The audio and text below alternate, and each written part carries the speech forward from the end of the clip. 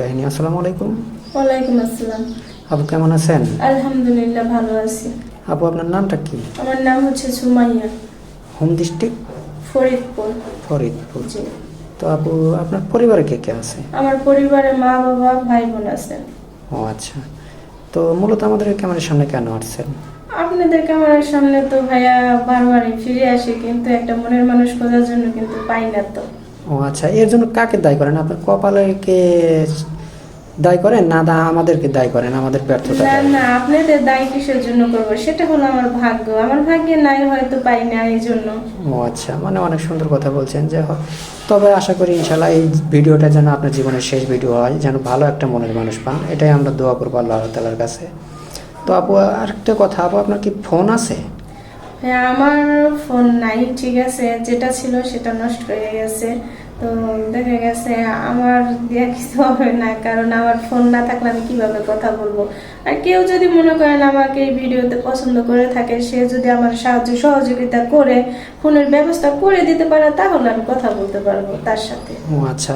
তো যাই হোক, অনেক সুন্দর কথা বলছেন, কিন্তু আবার অনেক ভাই আমাদেরকে ফোন করে বলে, ভাই যদি কোনো মেয়েকে আমরা ফোনের ব্যবস্থা করে দিই, কিছুদিন কথাবার্তা বলে বলে কিছু টাকা পয়সা নেওয়ার পরে ব্লক করে দেয়, আবার তো এরকম করবেন না? না না, আমি এরকম কিসের জন্য করব? কারণ আমার তো বয়স হয়ে গেছে, আমার মোটামুটি 20 বছর চলতেছে। তো মনে করেন আমার তো একটা মনের মানুষের দরকার আছে, তার মনের সাথে মন যদি মিলে যায় তাহলে তার কাছে আমি বিয়েই বসবো। আমি মন নিয়ে কেন খেলা করবো বলেন? জি জি, বুঝতে পারছি। তো আপু জানেন তো ভালোভাবে যে আমাদের এখানে যদি আমাদের কারোর সাথে আপনারা যদি প্রতারণা করেন, অর্থাৎ যদি কোনো ছলচাতুরি করেন, তাহলে কিন্তু আমাদের চ্যানেলের সম্মান হানি হয়। হ্যাঁ, সেটা বুঝতে পারছি, তো না কোনো সমস্যা নেই। আপনারা যদি আমাদের চ্যানেলের কোনো এরকম দুর্নীতি করেন, তাহলে কিন্তু আপনাদের বিরুদ্ধে যে না শাস্তি, এটা কিন্তু প্রয়োগ করা হবে, ঠিক আছে? তো যাই হোক, এখন যদি কোনো প্রবাসী ভাই আপনাকে বিয়ে শাদী করতে চায়, বয়সটা কেমন হতে হবে আপনার লাইফ পার্টনার? না, বয়স যেরকমই হোক সমস্যা নাই, 50 হলেও চলবে, 40 হলেও চলবে, কিন্তু দেখেন বয়স দিয়ে কিছু হয় না, ঠিক আছে? মানুষের মনটা হলো সবচেয়ে বড় জিনিস। আমারও তো অলরেডি 20 বছর চলতে আছে, তো আমাকে এই বয়স মনে করেন কি যে না, আরো সামনে তো বাড়তে আছে, বুঝতে হবে তো। তার বয়স যেরকমই হোক, কিন্তু তার মন মানসিকতা ভালো থাকতে হবে তো।